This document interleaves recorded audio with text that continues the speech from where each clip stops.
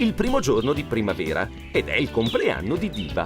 I mini cuccioli decidono di farle dei regali veramente speciali, dei cesti contenenti tanta verdura fresca e profumata. Questi regali la faranno sentire più bella e felice.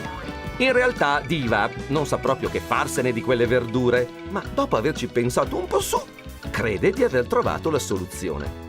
Comincia a mettersi al lavoro e ecco una bellissima collana e un paio di braccialetti di verdure. Ora si sente davvero più bella e felice, ma portatile. E senza nome non sono affatto contenti che Diva abbia sprecato tutta la frutta e la verdura in quel modo.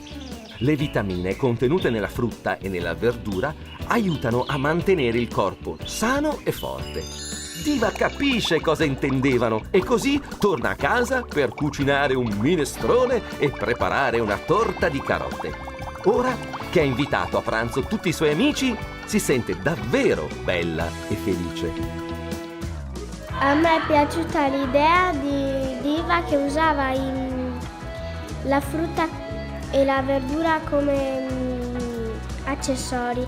Quel cartone ci faceva imparare che la verdura è importante. Abbiamo imparato che il cibo non si spreca. Era una buona idea fare un regalo a Diva con della frutta. Gli sfondi erano curati.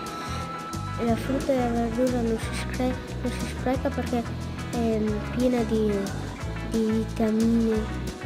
Si impara tante cose sulla frutta e ho imparato anche che il cibo non si spreca perché è un bene prezioso. La verdura e la frutta fa bene e che è preziosa per noi.